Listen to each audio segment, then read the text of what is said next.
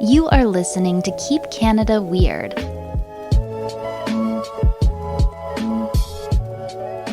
Hey, it's Aaron Airport.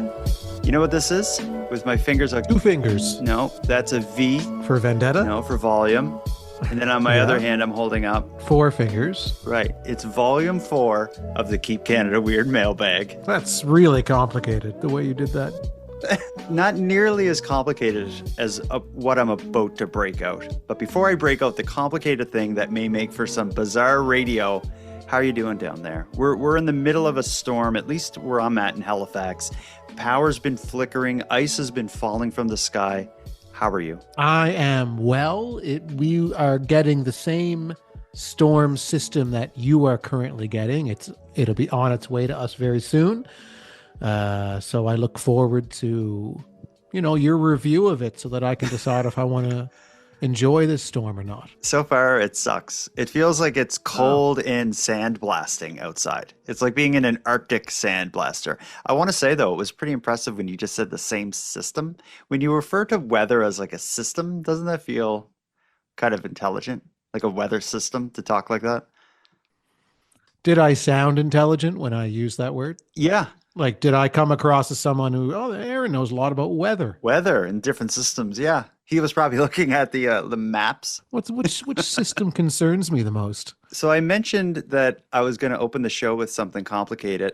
We don't often do the special drinks routine on the mailbag, but it actually works out that we will this week, at least on my side. A listener named Karen sent us something that she said, this could be a nice special drink for you guys if you can figure out how to open it. It's something called lychee drink. Lychee is like, I guess it's like a fruit. Yeah, I'll take your word for it. I only know about weather systems. I don't know about fruit.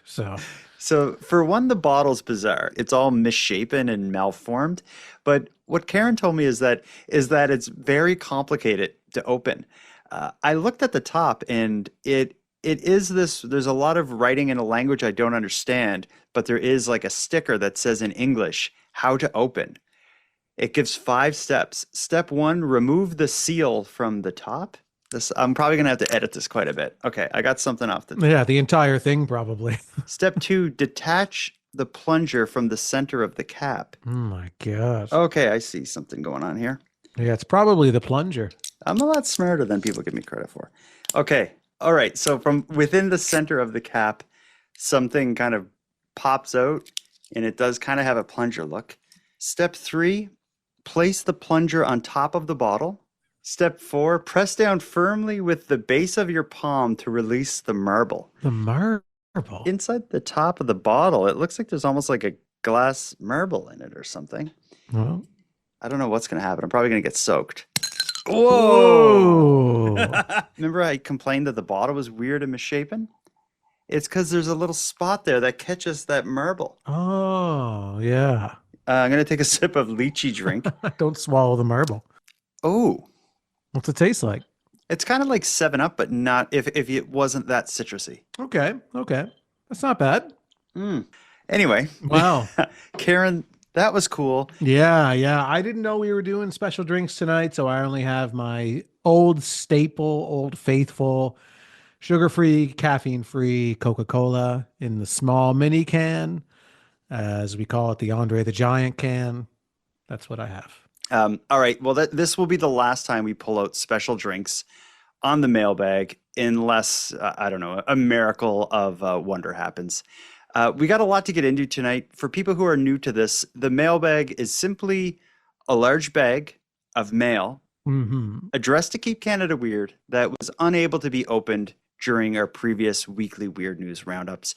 We compile that mail in the bag. When it gets too big to carry, which is about once a month, I will lay it on this desk, pop it open, and Aaron Airport and I will go through it. Right, buddy? That's right. Yeah. The mailbag, which resembles Santa's sack, is filled with actual physical letters that listeners write in to us. And then what we then write back to them and say, can you record this in a voicemail? And then they record it in a voicemail and we air that on the show. Yeah. Okay. Sure. Well, actually, tonight it's not only voicemails because we got a couple emails that I wanted to include, but I did my best to organize it by episode and topic. So To open it up, I'm going to ask you, do you remember a special episode we released near the end of January? We did a lot of special episodes this year. Well, think about last month. Well, Oh, Entirely Tires. that's exactly right. Entirely Tires was a bizarre concept that, for whatever reason, worked, and it certainly resonated with our listeners. We have quite a bit of mail specific to Entirely Tires, so we'll get through that. But first, let me open it with an email. This one I like because it's a coincidence of our discussion and an advertiser. Here's an email we got from Susie Boyles. The subject of the email was Egg Strikes Again. Hello, my favorite Canadians that keep things weird. For context, I'm a Nova Scotian living in Alberta. Easily one of the best episodes and ongoing controversies was the egg versus egg debate. And even the advertisers are getting in on it, although they seem to be a little late to the party.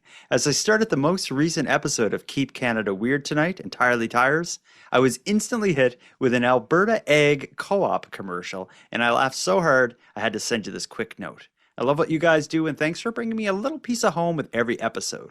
P.S. The discontinuation of cherry blossoms is heartbreaking, and I'm not even elderly. I'm under 40.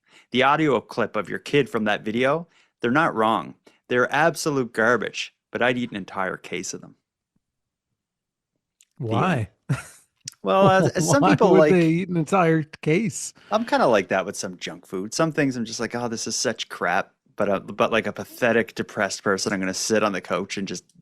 Yeah, but you would 100% be 10 times more depressed if you ate an entire carton of Cherry blossoms, just cherry blossoms. At the covered end of in. it, you'd be vomiting cherry goo all over your living room and And just, it'd be unchanged from what was inside the chocolate yeah, fortress as well. it I would, yeah. I love when I hear about an advertising hiccup like that. We've heard it several times from listeners with who are catching Tim Hortons ads. Yeah, yeah. In some cases, while we're like advertising or talking about Robins or bashing Tim's, that's cool when that happens. I don't know for sure, but I believe that on a current episode in which I was critical of law enforcement on a nighttime episode, there was an ad for a police department somewhere that's recruiting. I had a couple emails about that. But for people out there who don't know, the way the ads work is depending on where you are in the world, whether you're US or Canada, everybody's kind of hearing different ads. Like advertisers will pick the geographic location their ads play in. And there are so many ads that I don't know anything about. So when I get an email about, I can't believe you had that ad, chances are I don't even know that ad's there. No, no, you would never know the ad is there. It just appears from whatever ad algorithm is out there, and And they just kind of get generated into the podcast that they think regionally are more suited to them. And Tim Hortons is probably like any podcast that is being downloaded in Canada. They probably are putting ads in, and good for them. Thank you for the money, Tim Hortons, every so often. yeah, I won't buy your coffee, but I will take your money. Sure. As I wear a Robin's Donuts hoodie. Uh, so she mentioned Entirely Tires. Let's get into it here. We have a couple voicemails of tire stories that didn't make it to Entirely Tires for whatever reason. In the case of two of them, I think they were sent after we released that episode. Rather than considering Entirely Tires Volume 2 at this point, I thought we'd include them in the mailbag.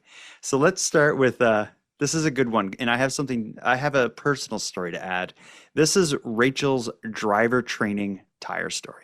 Did you go through driver training, or did you just get your license like a real man? I just got my license. I took a handful, like two private lessons from a man Your who said he dad? was qualified to teach. No, You met him at the mall? just Hey, a kid. man. Just a man. Okay. You want to learn how to drive? I'm sure you have a story to tell about this that is probably inappropriate for the show. So let's hear about Rachel's driver training tire story. Hello, Jordan and Aaron Airport. My name is Rachel. I live in the States. I live in Michigan. And I certainly hope you're not too tired for another tire story. I really hope I'm not too late. I just wanted to get my 2 cents in on a tire story that happened when I was in driver's training.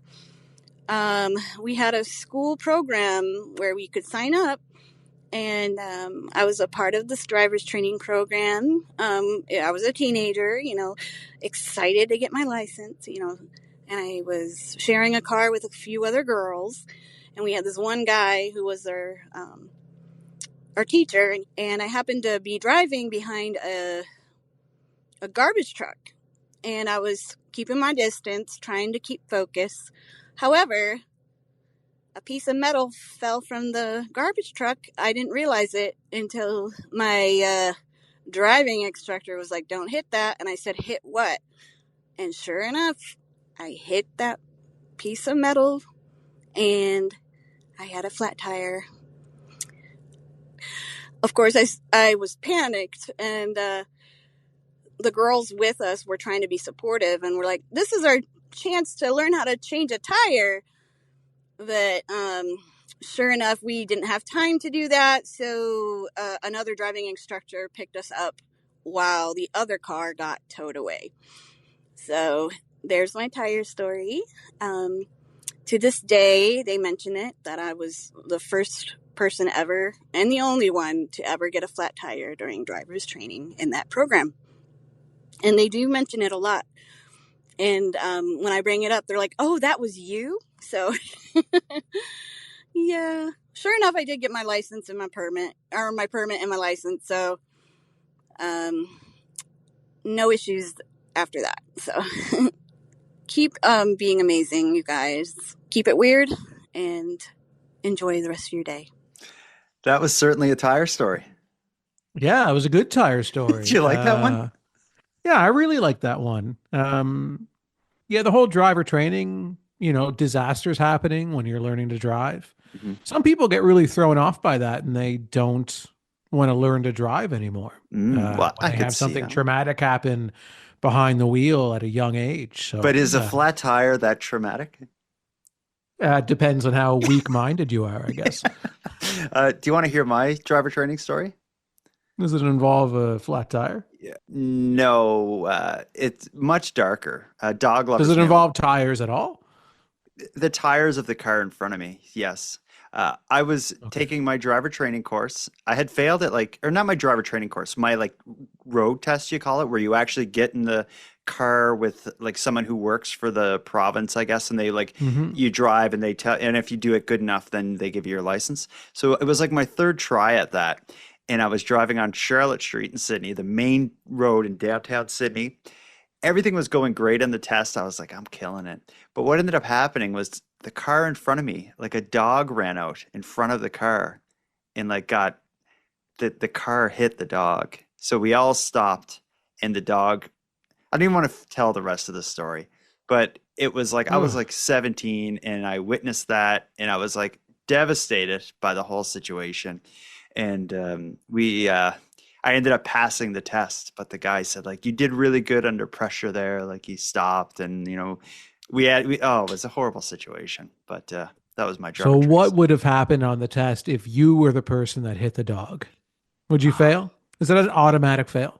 I probably would never. I probably, like you said, some people have traumatic experiences and they never want to drive again. That's probably would be one of those experiences. I just don't drive, and people be like, "Why not?" And I'd be like, I don't drive, and I don't talk about why I don't drive." That's probably what would happen. Yeah.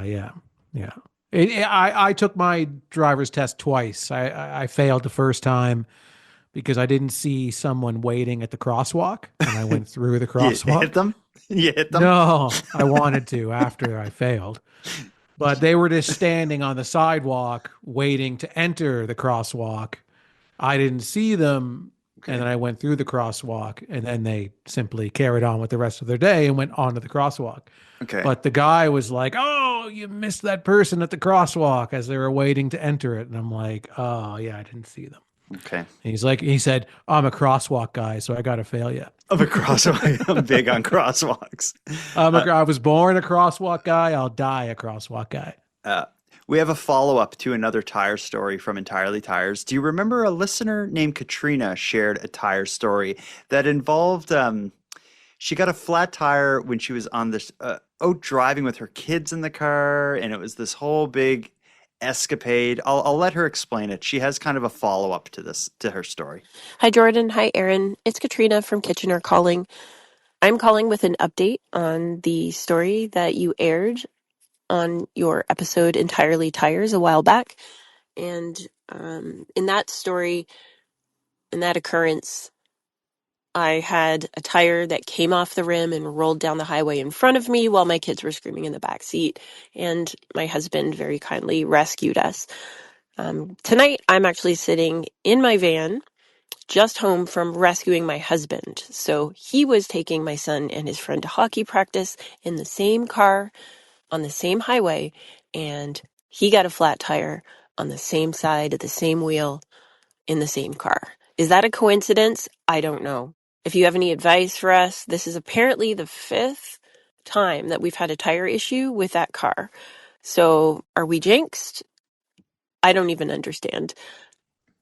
I don't understand. My advice would maybe be to like see a priest.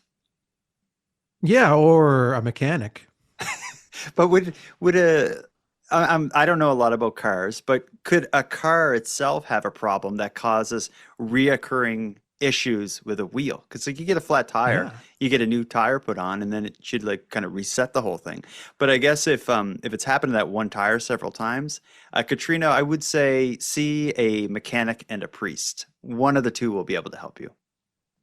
Yeah, it's definitely something to do with the vehicle. There's something going on that tires are not attaching properly to the rims. I don't know what it is. Okay. I'm not a It's I beyond the only know scope of about entirely I tires. only know about weather systems. I can't really speak to I did kind of ask for tire stories. That was kind of my bed to lay in, but I don't know anything about tires. What the weakness of this whole concept is completely exposed. When It push comes is, to yeah. shove, like we're here for the human side of the tire stories, not the technical rubber meeting the road, pardon the pun, of the tire stories. I'm here just to see if people will actually call in about tires. I don't even care about tires. People will call in. Here's the last person who called in for tonight. And then we'll move away from the entirely tires overflow.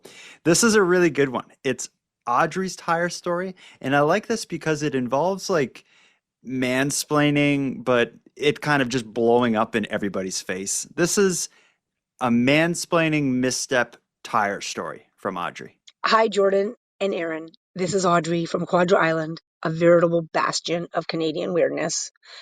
I'm calling about a tire story, and I know I've missed the cutoff, but I'm still going to share my story. One summer, many, many years ago, my family and I were going to a wedding in Kelowna from Vancouver Island. And so the day before we were going on this trip, I was preparing the van and I wanted to change one of my tires. And so I was in my yard changing my tire, and a couple of my neighbors were walking by, and they did this like thing where like they're like, we are men and we know how to change tires. And so they were like, let us do it for you. And I'm like, yeah, sure, change my tire. I'm happy for that. Anyway, they changed my tire. The next day, we go on this trip, and between Summerlin and Peachland on the highway, the van started driving really kind of weird. It was doing this like woo, woo, weavy kind of thing. We're like, holy, what is wrong with the steering? And when we finally pulled over on the side of the road, this tiny little pull out, and I was like, no stopping anywhere. We were like, we have to. And we got out and looked, and that's when we found out that it was the tire. And that when my neighbors had put the tire back on my car, they didn't tighten it properly, and it was loose, and it hadn't fallen off, but it was wearing big, huge ovals in the holes on the rims, and like the nuts were like wearing through. And we were kind of like in the middle of nowhere. And so we felt like we didn't really have a lot of options. And so we just ended up putting on the hazards and driving 20 to 30K on the side of the highway to the closest Cal tire. And they hooked us up. And yeah, we didn't die.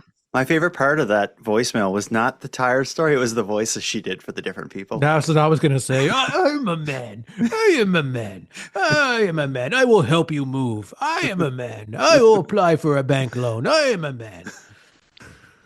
She also did a voice for the road too. I think she was describing like pulling over, and I think I don't know if she was being the voice of the road, where she was like, "You can't pull over here. You can't pull over here."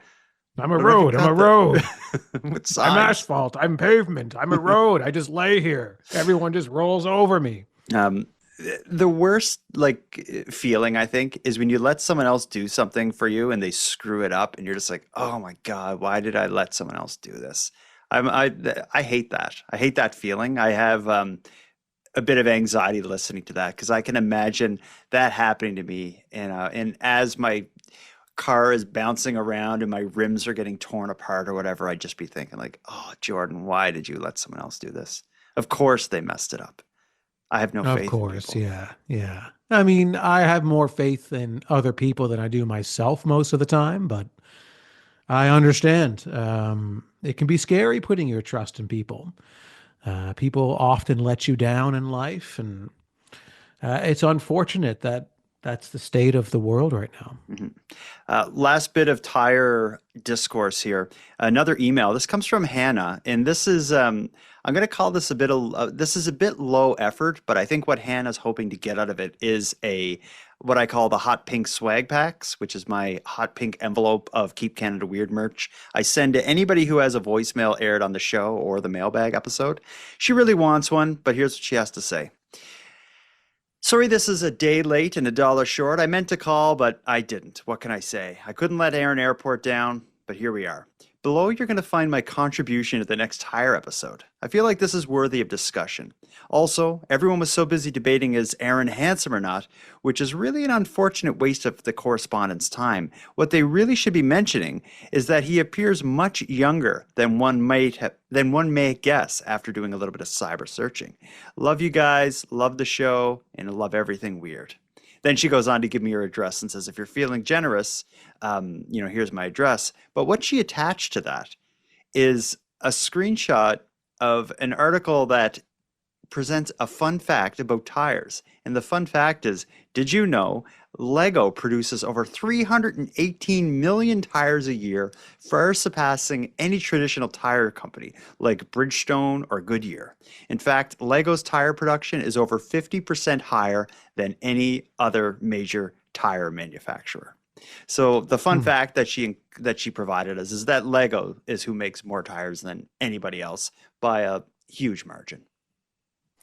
So, not to bring it back to the comment about me, but she was she implying that I look younger than my age, or that she thought that I would be older than I actually am? Okay, you're hung up on that. What she says, I'll read it verbatim.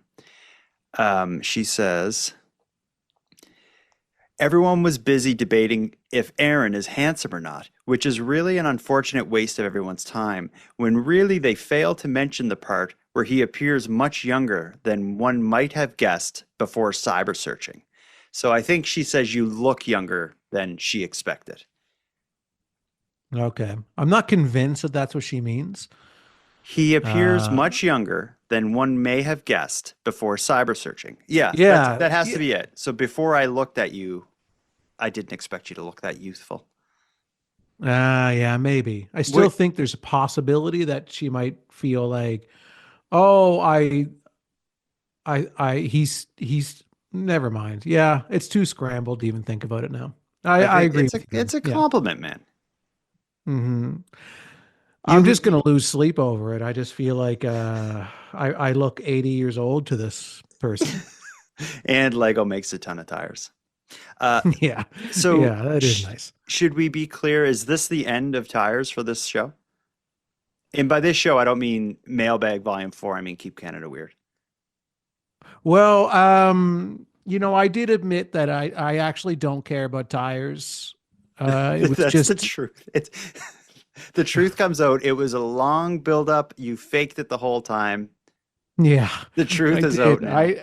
I actually was getting angrier the more tire stories that were coming in. I Yeah, was like, you're starting to waste my time. Like, it was great that the correspondents jumped into action, but now we are officially wasting time, and we need to start focusing on more serious matters okay. around the country. Which is the Keep Canada Weird rant room, and I have a feeling that may start to sour because Yeah. we have the rant of all rants coming up a little later tonight. when you, or I don't know if it was you or me or where the Keep Canada Weird rant room came out of, but it was tailor made for someone who is going to share a rant with us tonight. A rant about everything under the sun. I'm excited for it, but we'll put it off till near the end. Let's take our only break of the night. When we get back, we're gonna hear a couple listeners weigh in on a story we covered a while back. Well, during the month of January, about the bank robber who fled on a bicycle. Let's have a quick break and then we'll catch up on that.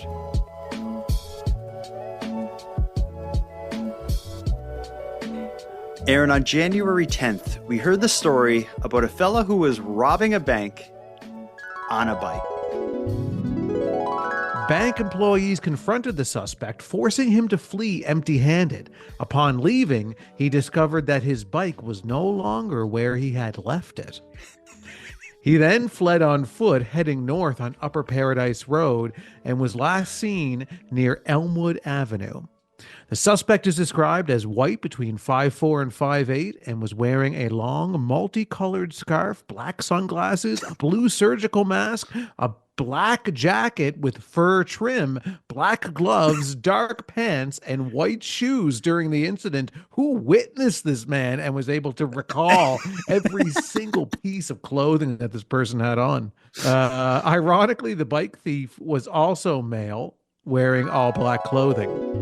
A few listeners had some theories about what was happening, and I think each of the listeners, more so than having a theory, they're kind of rebutting some of the things you had to say. Let's start first with Alden.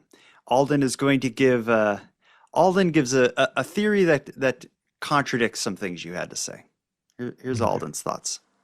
Hello, Jordan, Aaron, Alden from Wisconsin. I'm calling in regards to the January 10th episode, specifically the bank robbery. I find it odd that the potential bank robber was described so accurately, and the description of the bike thief was just described as wearing all black. I feel like somebody that observant would have been like, oh, he's wearing black Puma sweatpants or a black Nike t-shirt, something like that. So I propose that Detective Details hid the bike around the corner, waited for police to get there, gave his report, and then made his merry way on his new bike south on Paradise Drive. Love the show. Have a good night. Yeah, so they tucked the bike out of the way and then they gave their report about the bike being stolen. Just to create, like, to put the police on a false trail. Yeah, like a wild goose chase of some kind, and also getting away with a separate crime in the chaos of the bank robbery. Yeah, I can see that being an effective method if you really want a bike, but if you're a normal citizen with a job, you'd probably just buy a bike.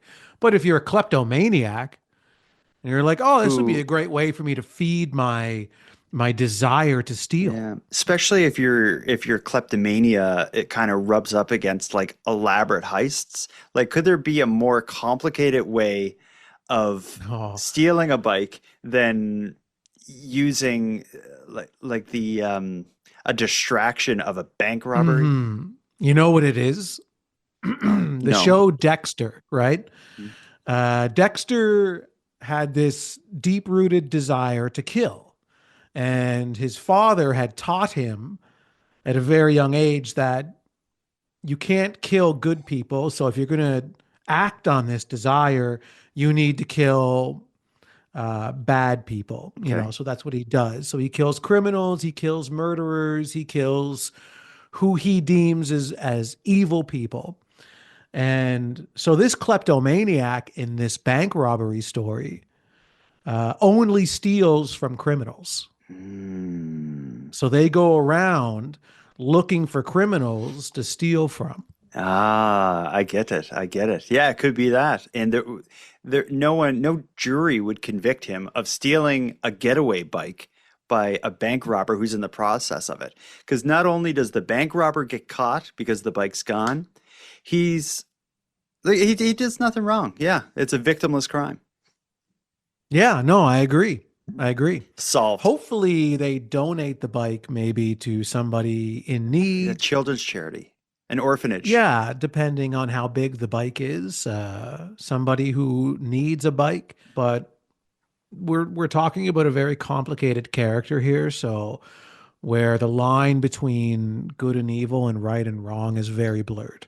Okay. The Dexter meets Robin Hood kind of thing. Yeah, that's the new theory, though. I don't remember what my original theory was. Me Do neither. you? We'll have to No. revisit the January 10th episode. Yeah, yeah. You know, it's So that was a month ago. What we've recorded, 45 episodes since then, I'm sure. it feels like it. Yeah, yeah. Actually, do you know how many episodes of Keep Canada Weird we have? In forever? Forever. Thinking we do one a year. We've been doing this, I think, over 2 years now. Oh, we've been doing it. God, yeah, 2.5 maybe. Mm. I did a tally the other day, including bonus episodes like the mailbag and the various Keep Canada Weird remembers. Last I checked, which I think was last week, was 167 episodes. Wow, 167. Nuts, eh? On average, say 45 minutes. Well, probably on average about 50 minutes long. We're talking like 150 hours of this. Yeah, we've never celebrated a milestone episode yet either. No, We didn't celebrate on our 100th episode, right? It's our because 150th, and that's been bothering me because we organize the episodes based on the date we release them rather than numbering them. So I think Right. I kind of want to switch to, instead of calling the episode, Keep Canada Weird, February 14th, 2025, I want to call it like Keep Canada Weird News Roundup dash, 162 or whatever part it is. Because it's I like having the date in the title because it shows what week we're talking about, but I also like having the number because it gives us those milestones. And we missed our 100th episode. Well, 200, we need to make a big deal about 200. Yeah, certainly. We'll pull out all Let's the start the stops. countdown now. Every week, we'll mention how closer we are to 200. Okay. Yeah, I like it. We'll do it. Yeah. I got a good one here. We have two more amazing voicemails to go out on, but actually I want to read I'll read an email, then we'll get into them here. Here's an email from Chelsea Rogers. The subject is, I was that kid that used to lick jawbreakers until they were gone. Chelsea says, nothing exciting here and not worth a voicemail. Aaron was just wondering if anyone actually licked jawbreakers down to nothingness. When I was young, I would get a giant one, and for days, whenever I had the chance, I'd lick that thing. Eventually, the center would get really rough. It used to make my tongue bleed regularly. I'd lick them so often. That's Oh my my short, God. unexciting story. It's kind of exciting. You're literally licking something until your tongue Ah. bleeds. Well, that would kind of happen. It's just like licking on the outside of the jawbreaker. It would probably be kind of like a smooth, polished kind of surface. But as you get into it, it's just like coarse, like licking a block of sugar or something.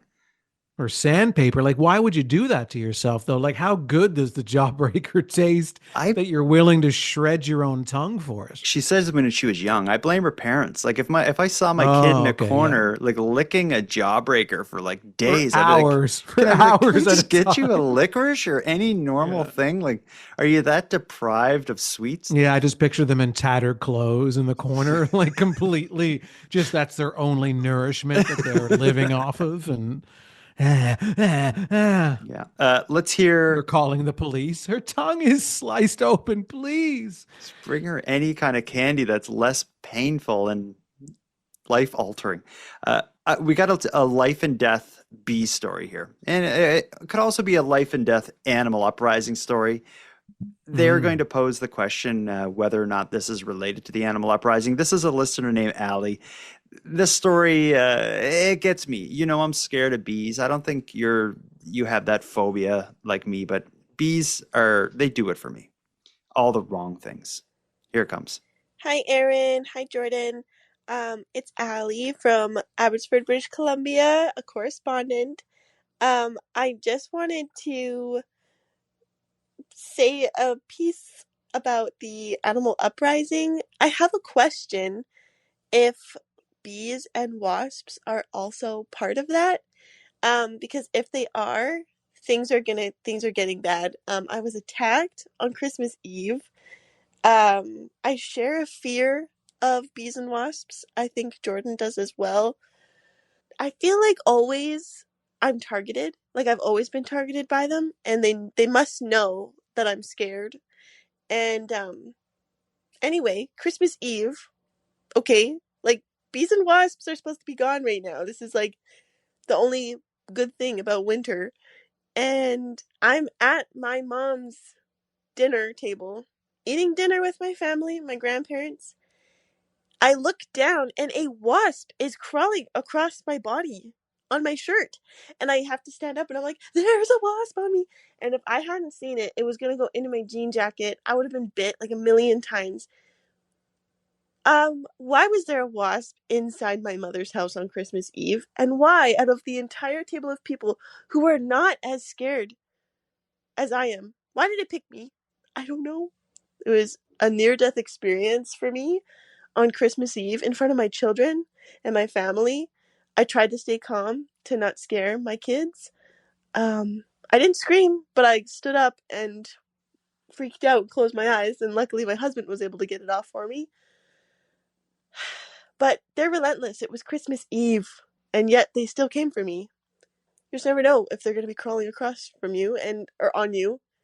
And they don't care if it's Christmas, so be careful, guys.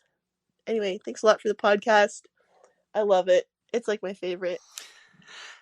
Few questions about it. Have you ever sat at like a dinner table wearing a jean jacket? Why did she have her jacket on? Yeah, in 1989 I did, yeah. Yeah.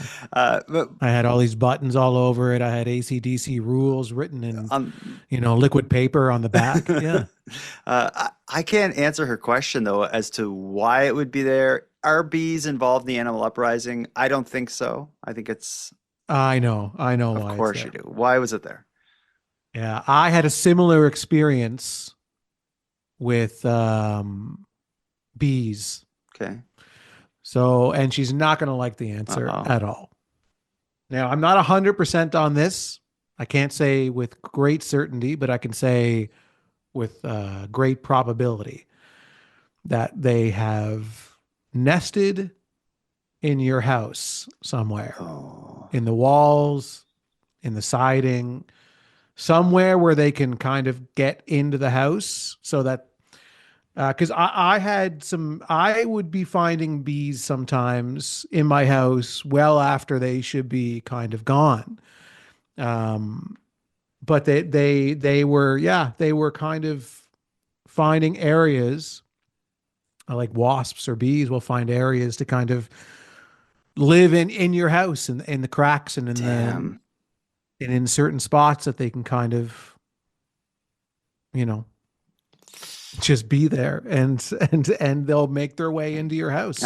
They do target people who are afraid of them. I know that for a fact because I hate bees. If I'm on the patio of a restaurant, actually I'm not often because I don't eat outside because if there's one bee in a square mile like surrounding the restaurant, it will fly over by me and just kind of like buzz around my head and bother me. But if there's a table of 6 people and I'm sitting with them and they're not afraid of bees or wasps, the thing it just targets me. I'm sure of it. I know exactly what she's talking about. But that situation, that sucks. Luckily, she had the wherewithal to stand up and close her eyes as her husband swatted her down. As her whole family, I guess, just thought like, "What's wrong with Allie?" Yeah, she's got to find the source of the wasps where they're nesting at. Yeah, it wasn't her. I think she said she was at her mother's or mother's-in-law's. So Oh, it's her mother's place? Okay. Well, then she doesn't have to worry about it. yeah, don't go back. Now, don't go to your mom's, problem solved. Never talk to your mom again, actually. And don't tell her that there's a nest of wasps in her house. Let her find out on her own. Okay. We're now ready for the main course. I have a voicemail here. I almost aired it in last week's episode, but I think there was just too much in this voicemail to chew on in a regular episode. This one we do need a pen and paper for because I have an assignment for you. Do you have a pen and paper? Okay. I've got a pen here. Let me get a piece of paper. Okay. I got a piece of paper. I got a pen. I'm ready to go. Here's why I got you to get a pen and paper. I have a voicemail here from a listener named Jennifer. It's a rant that Jennifer gave. She wants to contribute to the Keep Canada Weird rant room, but I think she intended to rant about a thing. But she ended up ranting about so many different things that as we listen to her voicemail, with your pen and paper, I want you to try to come up with a list of everything Jennifer has a problem with. Okay? Okay. Yeah. Yeah. Yeah. And like I said earlier when I kind of teased this, is the Keep Canada Weird rant room was invented for Jennifer to get this off of her chest. So again, as I'm going to play the voicemail, but when we finish it up, I want you to just tell me the number of how many things she has a problem with. Here's Jennifer's rant about everything.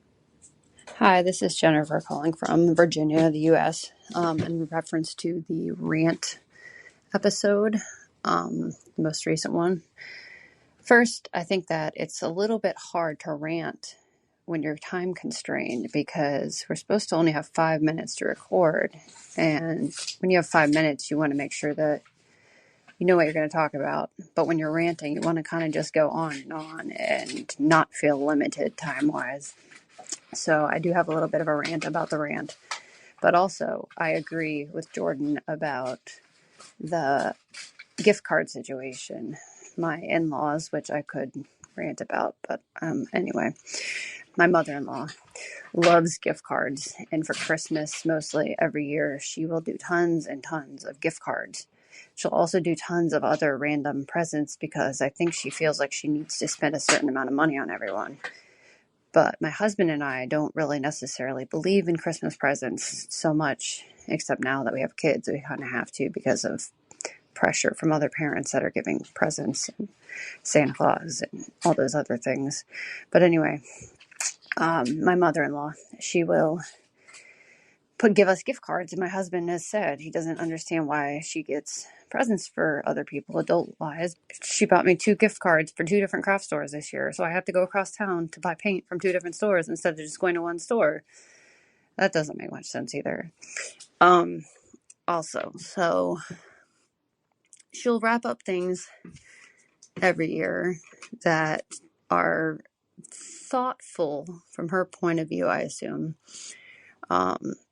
But she'll feel obligated to buy presents, so she'll buy food and wrap it up. She'll buy boxes of Cheerios and wrap them up. She'll buy boxes of other foods, snack foods, and wrap them up. She bought us, I have no idea how many packs of toilet paper this year, and my rant about that is that it's like Charmin or Cardinal, and it's really fluffy, and it's got lots of lint.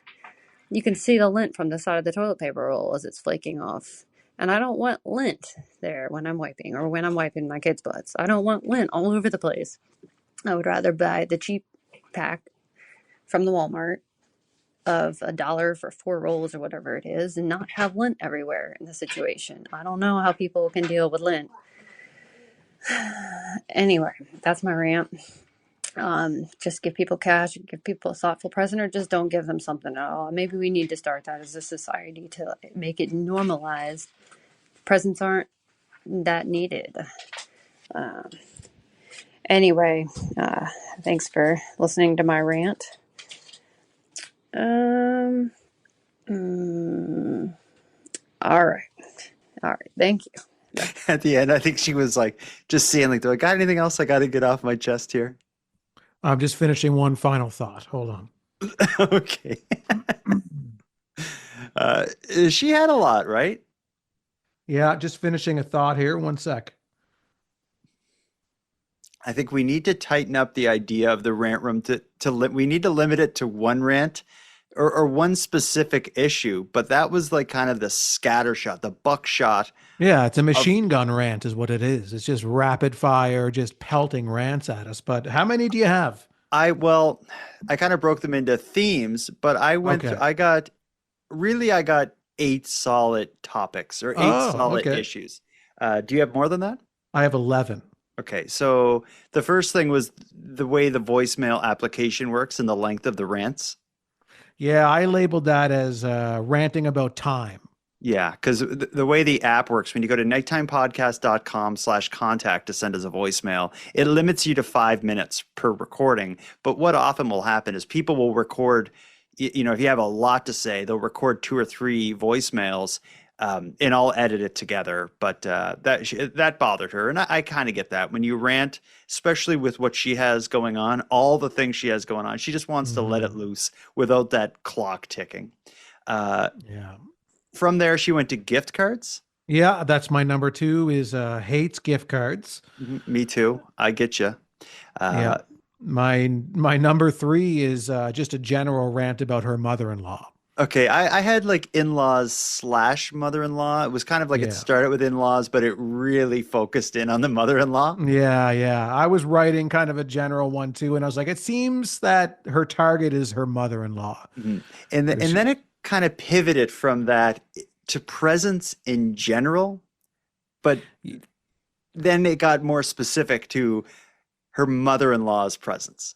yeah, yeah, because I kind of put Santa down as my number four. Like she had a bit of a problem with Santa and the general overview of Christmas. Yeah, well, what I have there is the pressure to give gifts. She has a problem Yeah, with presents to begin with, but then also the pressure to give the presents, which is a yeah. kind of you're kind of backing her in a corner. Like, yeah, we get you don't like presents, but you got to give them. Santa pressure. That's I Mhm. could see why that weighs on her. But then, and it's at that point that it really starts to narrow in on her mother-in-law's gifts. Yes, it does. Because the next rant that I have is traveling to craft stores. And the distance between that was kind of a double whammy again. It's a gift card and the inconvenience that comes with that. The mother-in-law gives two gift Mhm. cards for two different craft stores on opposite sides of town. What a bad decision. If you give Yeah, yeah. cash. Yeah, yeah, yeah. She really had a problem. I mean, we covered gift cards in the second rant. So that's why I kind of felt like she was just kind of focusing on traveling, the Okay. distance between craft stores. And my number six is in general thoughtfulness. She can't stand how thoughtful her mother-in-law's gifts are. Yeah, giving her food as a gift. Yeah. I think the mother, what I'm going to defend the mother-in-law. I think the mother-in-law is tied up with the number. The mother-in-law is probably like, I want to give 6 gifts. She likes a craft store and she likes that other craft store. And she's always eating cereal. So she's just thinking of different things and just trying to make her Mhm. happy. Her mother-in-law treats gifts the way that this caller treats rants, It's true. and it Um, just throws a bunch at you. yeah, Uh, it kind of runs in the family. yeah, my number seven was she complaining about food because Well, I don't know, she started bringing down Cheerios for a bit there and but other was it snacks.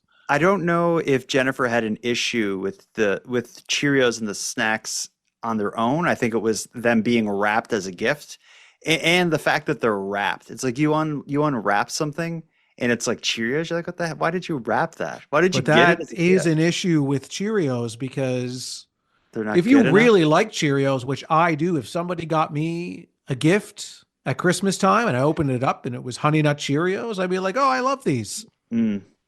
But if it was just like kind of like something that's just your average cereal that you don't, you take it for granted. You just get kind of like, I would So, never take if it's something that I would use if I'm going to eat it, which I would appreciate it.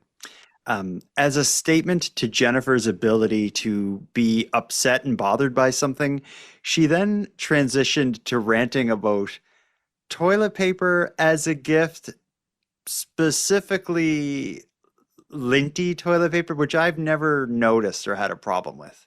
Lint I from toilet do paper? know a little bit what she's talking about, where I there can don't. be, with certain toilet papers, there can be some, we'll call it white residue or lint that can be left over.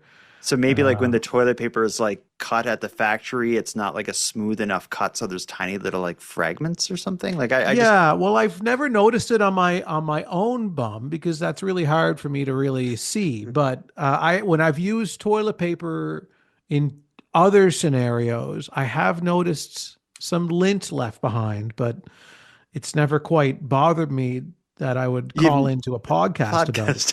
Okay.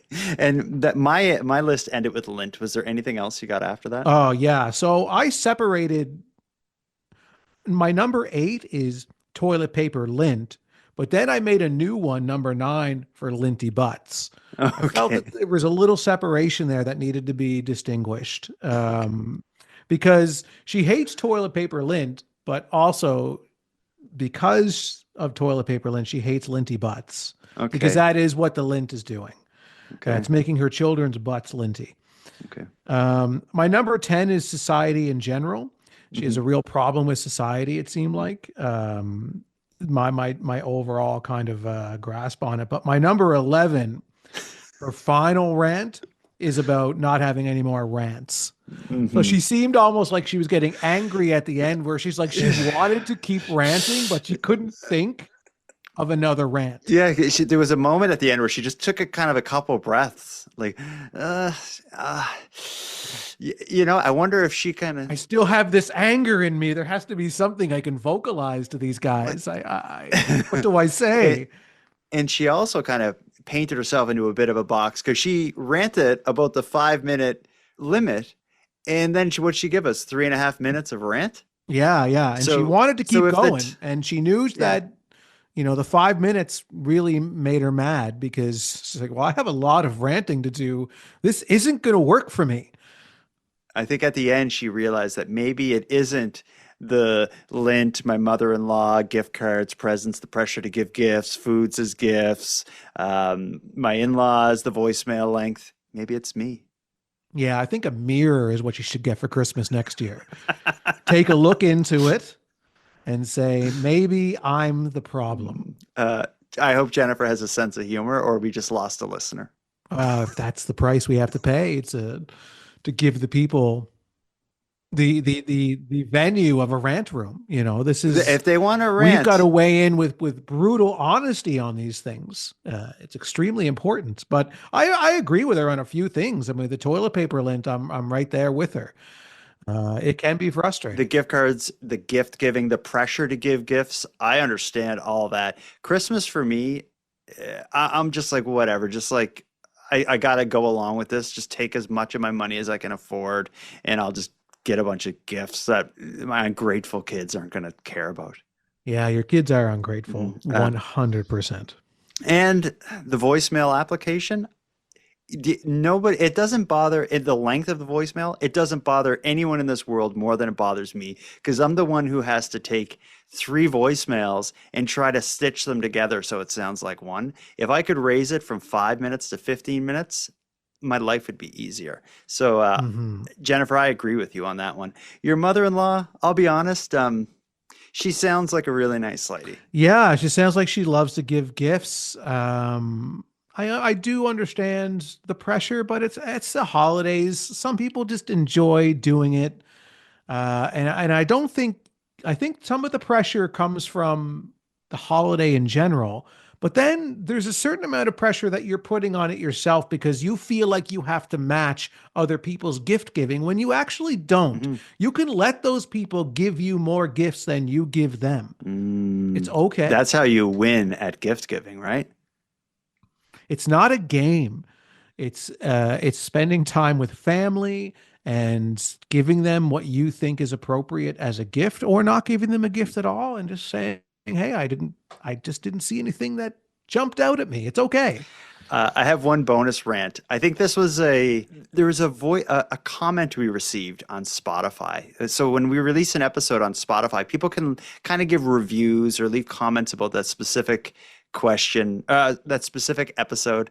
I saw someone named Bobby left a comment that came across not so much a rant, it's just a bizarre remark. I want to read it to you and get your take. So imagine a world in which you take the time to write this comment on a podcast review thing. So Bobby says, and this is in response to I think last week's episode. They say, "This drives me crazy. You had a woman leave a voicemail. She described herself as being American. What does that mean? Was she from South America, Central America, North America? Maybe she was from the United States? I don't get it. Be specific." So imagine you have 100 people in a room and every one of them you say, "Where are you from?" They're like, "I'm American." If all 100 say I'm American, what are the chances that one person in that room isn't from the United States of America? Yeah, yeah, yeah. You're right. Like, does someone from Central America be like, "I'm American"? Or like Yeah, someone from and some Canada, I'm American. You're American? Like you're wearing a Canadian flag shirt. Oh, I thought like I'm North America. I'm from I'm North like American, yeah. Canada, but I'm from North America.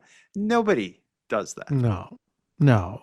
I don't know. I usually try to find a way to put myself in the shoes of someone who's leaving such an absurd comment and trying to at least string it together in some way that makes sense. But But it did bother them. Like they took the time to write because that yeah, bothered them that someone said, "Hi, hi, this is Debbie, an American listener, and I just wanted to let you guys know this tire story."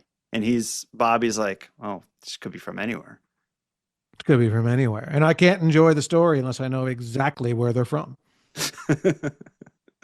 Well, that's everything I got for Yeah. volume 4 of the mailbag. Yeah, it's great. It's a fun mailbag. That 35-minute rant was well worth the squeeze. Yeah, we had the 35-minute rant and the 15-minute long opening of a bizarre drink from Karen. A lot of highlights for this mailbag. Yeah, yeah. A lot of editing in this show. I We'll think pick off. that Yeah. you have ahead of you. For anyone out there, if you got something to say, go to nighttimepodcast.com/contact, send us a voicemail. And if your voicemail's aired on the show, when you hear it, send me an email, nighttimepodcast@gmail.com, and I will send you a hot pink swag pack, which is a hot pink bubble envelope with some Keep Canada Weird stickers and your official Keep Canada Weird correspondence badge. And I will say, I think I only have about 25 or 30 of the hot pink envelopes left. After that, it's going to become baby blue swag packs. So Another nice color. that's it. Handsome Aaron Airport, you want to put a bow on this? Yeah, let's wrap it up. I don't think we got to do until next time for the mailbag. No. Let's just simply thank the listeners for the feedback and the voicemails and the emails and the thoughts and the positive reviews. you know. We've had quite a few new reviews show up on like Apple Podcasts and Spotify. So that was great. I've also, on the last episode of the show, I plugged the upgraded merch store, which you can get to at nighttimepodcast.com. You click on the store. A lot of people went and checked that out and took advantage of the new styles. I think maybe 15 hats were sold that were the red hats with Keep Canada Weird written on them that unintentionally were kind of evoked a bit of a nationalist feeling that I didn't mean to go for. I'm kind of considering taking them down, but the fact that so many people bought them, I'm kind of like, it is kind of cool. So, yeah, and although I did admit in this episode that I actually wasn't interested in tire stories the entire time, I am genuinely interested in rants. So I would like to hear rants about anything, just not everything at the same time. I want to thank you for helping Aaron and I fulfill our mission to keep Canada weird. If you got a news story from your area that you'd like to share with us, or have any thoughts or theories or opinions on anything we discussed tonight, we'd love to hear from you. You can contact us by using the voice recorder that can be found at nighttimepodcast.com/contact. And on that topic, I want to give a big thank you to this episode's correspondents. If your voice message was aired tonight, you can email me your address. My email is nighttimepodcast@gmail.com, and I'll get a Keep Canada Weird badge and swag pack sent out to you. I just ask that you wear the badge proudly and responsibly. Next, a big thanks goes out to Aaron for another great night, Nicole for the intro and outro voiceovers, and Monty Data for the outro version of O Canada. And then, of course, a sincere and massive thank you goes out to each and every one of you listening. Your support makes this show possible.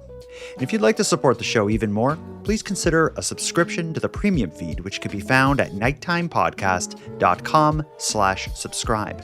The premium feed costs just a couple dollars a month, but that money will fund the creation of new episodes of the show, and it'll give you those episodes 2 days early, ad-free, and access to a back catalog of episodes. And even if you don't want to go premium, you can still support the show by sharing this episode on social media. That helps a lot too, and it's free. Your support is very much appreciated. So with all that said, until next time, take care of each other, hug your loved ones tight, and together, let's keep Canada weird. Keep Canada Weird is written, hosted, and produced by the Nighttime Podcast.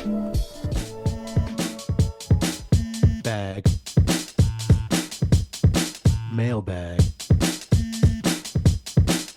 Bag. You've got mail.